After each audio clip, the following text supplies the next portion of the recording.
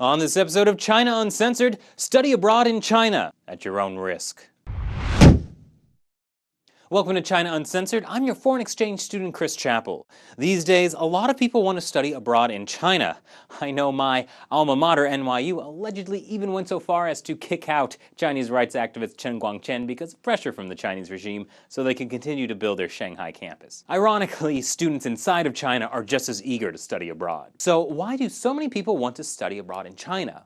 Well, for one, China is incredibly beautiful. You can learn about new cultures, meet new people, but you can also find yourself in some pretty morally and legally compromising situations. I don't think in general, though, that's what people are looking for. So with everything that's happened recently with Edward Snowden and the NSA, this seems like a pretty timely story. A fan of China Uncensored sent it to me. This is what happened to him when he was an exchange student in China. I'm going to call him Jay. So Jay's school in Sweden sent him on an exchange program to a university in Shandong. He's a computer programmer.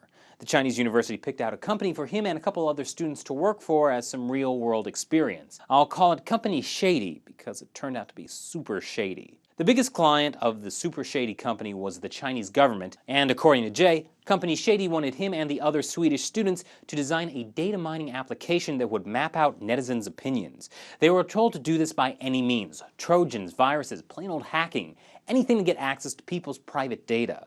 Like, all bets are off, just flush any moral values down the drain and get some results. That totally doesn't even sound legal. And since one of Jay's friends in China knew someone that spent 3 weeks in a detention center after secret police picked him up for posting something critical about the government online, it kinda hit close to home. Company Shady said they would restrict access to the information and the program would be used to harmlessly help the government better understand the needs of the people, like which people needed to get their teeth kicked out. So they were like, may we choose a company on our own? No. But the university eventually compromised. In addition to the shady job with Company Shady, they would also give them an option of working for a Chinese company that designed software for Chinese oil companies. Not only would they not be spying on people, the company said they didn't even have to be on site every day. They could travel around China if they wanted to. They could go work from Shanghai for all they cared, as long as they delivered and checked back every week. So Jay and the other 2 Swedish students were like, yeah, totally, sign me up for that one.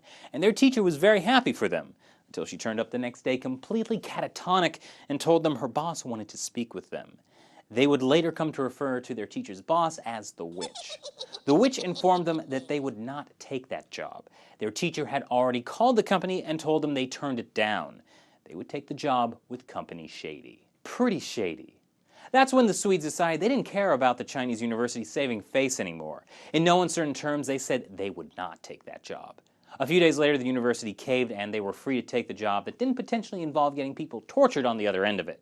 But so how about that? All they wanted to do was study abroad in China, and this guy found himself in this potentially illegal and frankly immoral situation where their schooling would be used to help the Chinese regime spy on the Chinese people and use the information against them.